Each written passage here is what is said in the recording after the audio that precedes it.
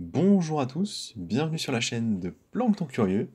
Aujourd'hui, vidéo d'analyse, on poursuit le challenge crypto, on est à la 63e vidéo et je vous propose de parler de Lido DAO.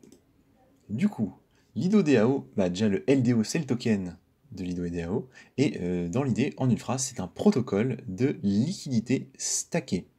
L'idée c'est qu'en fait, vous allez pouvoir stacker vos cryptos sur Lido DAO et quand même pouvoir les échanger.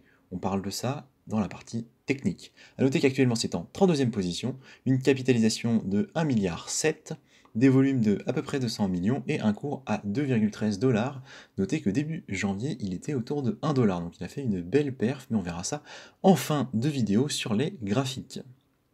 Ça a été fondé en 2020, et derrière, bon, c'est une DAO, donc c'est censé être décentralisé, mais il y a quand même quelque chose qui s'appelle DeFi LTD, et qui est basé aux îles Caïmans. A noter qu'ils ont levé 2,8 millions de dollars lors de leur levée de fonds. Point sur la technologie du coup. Donc déjà, on est sur une DAO. Donc une DAO, c'est une organisation décentralisée autonome. L'idée, c'est qu'on a un fonctionnement qui est inscrit dans la blockchain et que tout le monde peut le voir. Donc tout le monde sait comment elle va fonctionner, ce qu'elle fait et qui possède en fait les droits de vote, parce que vous l'aurez compris, le point important ici, c'est la gouvernance et pouvoir prendre des décisions sur un projet. L'idée initiale d'une DAO, c'est donc de créer un environnement dans lequel en fait on n'a pas besoin de faire confiance à un acteur à qui on achète un produit ou un service, mais en fait on va s'assurer de son fonctionnement parce que justement la direction est décentralisée et donc du coup on n'est pas piégé par de fausses informations ou un besoin de confiance. Intéressant, c'est basé sur Ethereum, donc c'est ERC20 compatible. Et l'idée ici, au niveau du fonctionnement, c'est que vous allez en fait acheter un Ethereum. Je prends un exemple pour un Ethereum, il y a différents tokens, mais on va prendre l'exemple de l'Ethereum parce que c'est le plus parlant et c'est celui qui est le plus stacké.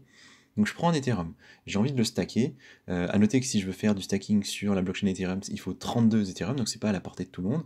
Disons que moi j'en ai un, je veux le stacker, je le mets du coup sur le protocole Lido DAO, donc je leur confie. Je vais avoir un rendement, sachez qu'il est autour d'à peu près 5% au moment où je fais cette vidéo. Le protocole, en fait, en échange, il va me donner un espèce de reçu avec en fait une copie d'un Ethereum, donc un actif qui peut être un peu considéré comme un actif synthétique, qui va s'appeler le STETH. Et en fait, ce STETH, il est censé recopier le cours du token, donc le cours du token Ethereum, et je peux l'échanger parce qu'il a une valeur, il pourra être revendu au sein de ce protocole. Donc c'est ça en fait l'idée, c'est que vous allez avoir une copie du jeton que vous stackez et vous pourrez l'échanger. Au niveau du maintien du prix, donc comment est-ce qu'ils font pour que on ait bien une copie du prix? Eh bien, il y a 3 fonctions. La première, c'est l'arbitrage, parce que si le prix dépègue, il y a des gens qui sont censés acheter parce qu'ils savent qu'ils vont pouvoir le revendre au prix normal de l'Ethereum. Il y a les récompenses qui sont fournies pour les fournisseurs de liquidités, donc il y a des récompenses en token théoriquement. Et enfin, il y a une demande importante, parce qu'en fait c'est un collatéral qui est censé être intéressant et qui permet le stacking. Donc quand vous faites certaines actions financières, vous allez bien vous couvrir, et là c'est un collatéral qui est pertinent, en tout cas qui est considéré comme pertinent. Savoir que tout ça est potentiellement biaisé, un peu moins vrai, depuis la passage en proof of stake d'Ethereum, et on en parlera après. Au niveau de la tokenomique, du coup, il y a eu 1 milliard de LDO qui ont tout été émis dès le début, enfin minté dès le début, et l'émission est à 82%, donc il y en a qui sont encore bloqués. Au niveau de la répartition, du coup, c'est à peu près 80% pour les fondateurs et le projet, 78%.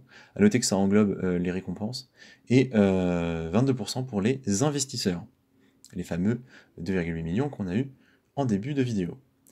Le token, là c'est où ça c'est un peu moins bon, le token ne sert qu'à la gouvernance. Voilà. Donc pour l'instant c'est un peu limité.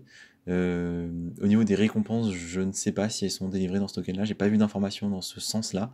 J'espère que oui, pour lui donner un petit peu d'utilité, mais comme j'ai pas pu confirmer l'information, je peux pas l'écrire sur ma fiche. Au niveau des choses qui sont intéressantes à noter, donc comme j'ai dit, tous les tokens ont été mintés dès le début.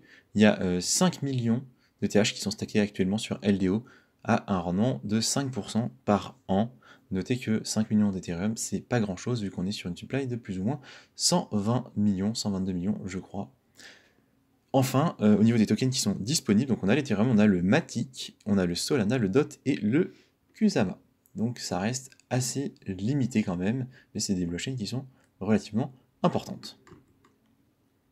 Globalement, ce qu'on peut dire du coup, c'est qu'on est sur une DAO, donc c'est quelque chose qui est appréciable de par sa décentralisation, sa transparence, le fait que c'est géré et financé par sa communauté, que globalement on est censé avoir des décisions qui sont démocratiques et que ça rend la chose accessible à toute personne en capacité de se procurer le token. Enfin, ça permet de faire du stacking d'Ethereum qui est facile et on n'a pas besoin de passer par des plateformes centralisées, donc pas de KYC, c'est quand même quelque chose de pas mal.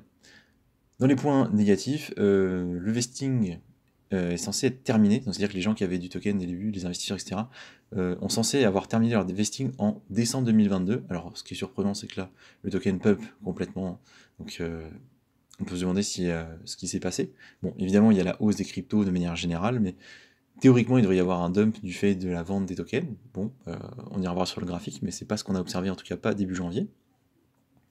Il y a déjà eu des bugs, notamment liés avec le passage en proof of stake d'Ethereum et des mises à jour qui ont eu lieu avant ça. Donc potentiellement ça peut réarriver et ils ont été capables de les corriger avant qu'il y ait des soucis. Mais ça reste un point sur lequel il faut faire attention. Il est moins utilisé quand même, ce protocole LDO, depuis le passage en proof of stake, hein. Avant, j'ai regardé certaines informations qui datent d'il y a 6-7 mois, on parlait de 30% de la supply d'Ethereum qui était stackée dessus, hein. 30%, c'est énorme. Là, on parle de 4%. Enfin, vraiment, le différentiel est énorme. L'intérêt, du coup, pour le protocole a sensiblement baissé, et je suppose que c'est à cause du passage en proof of stake. Enfin, le token est un peu léger, je trouve. Globalement, il n'est pas très utile. Et en plus, ça c'est un point notable, depuis, je crois que c'est depuis Terra Luna, hein, depuis le mois de mai, on a en fait un léger dépeg du STETH, donc le token synthétique, vis-à-vis de l'ETH. C'est-à-dire que même maintenant, si vous allez voir, le STETH, il vaut un peu moins cher. Alors c'est quelques dizaines d'euros, mais voilà, il y a un dépeg, l'arbitrage se fait pas parfaitement, et je sais pas si c'est lié uniquement à la baisse qu'il y a eu à ce moment-là, si c'est lié au proof of stake ou comment ça se passe, mais manifestement il n'y a plus assez d'intérêt pour ce token-là depuis cette période-là. En tout cas, le repeg ne se fait pas. Donc voilà, globalement, un token sur lequel j'investirais pas, même si je trouve l'idée très pertinente, je trouve que c'est pas assez incitatif en termes d'utilité du token. Donc même si là il a fait des super pumps et peut-être que ça continuera, moi en termes de fondamentaux, ça me convient pas. Et en plus, quand je vois le dépeg sur le STETH, ça me donne l'impression qu'il peut y avoir encore des soucis, donc je n'irai pas investir sur le projet, même si je le trouve pertinent. On va quand même aller voir graphiquement pour ceux que ça intéresse. Donc là, j'ai un historique qui date, c'est le plus récent, c'est le plus ancien que j'ai trouvé sur TradingView, qui date de août 2021. Donc juste pour se donner une idée sur CoinMarketCap ici, on voit que ça remonte un peu à janvier 2021. Et donc les prix qu'on avait à ce moment-là, donc il y a 2 ans du coup, étaient entre 1 et 1,5. Donc vous voyez, ça ressemble sérieusement à ce qu'on a maintenant. Maintenant, je retourne sur TradingView. Donc on a eu des mèches autour des 8-9 $, mais en fait les max en semaine, elles sont plutôt autour de 5-6, et depuis cette période, on est en baisse, hein, on est en tendance baissière, vous voyez, les plus hauts qui sont de plus en plus bas, les plus bas qui sont de plus en plus bas, sauf là, hein, depuis novembre, du coup, on n'est pas allé vraiment plus bas, et on a eu du coup ce plateau pendant plusieurs semaines, un peu comme sur toutes les cryptos, et la remontée complètement dingue, les 150% qui ont été pris en une semaine, ça c'était la première semaine de janvier, et on voit que le prix limite, hein, autour de 2,5, a fait office de résistance. Donc on a rebondi dessus. Qu'est-ce qui va se passer après? Honnêtement, je ne sais pas. Moi, je m'attends à une correction globale des cryptos pour aller se stabiliser peut-être au milieu de la hausse qu'ils ont faite. Mais objectivement, personne ne sait. La dynamique est assez surprenante. Il y a un moment où il va quand même y avoir de la prise de bénéfices, etc., etc. Donc on s'attend à ça, mais c'est difficile à dire. Dans le cadre du token Lido, on voit que ça a fait office de résistance, donc il faudrait réussir à la tester, à la passer. Une fois que c'est fait, il y a quand même une grosse marge, jusqu'à 3-4 $, effectivement.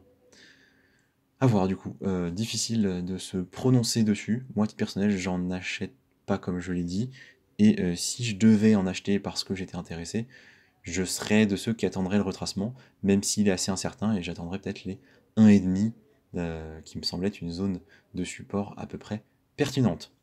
Globalement, voilà ce que je voulais vous dire sur le token Lido, LDO. Merci de m'avoir écouté, et je vous dis à la prochaine.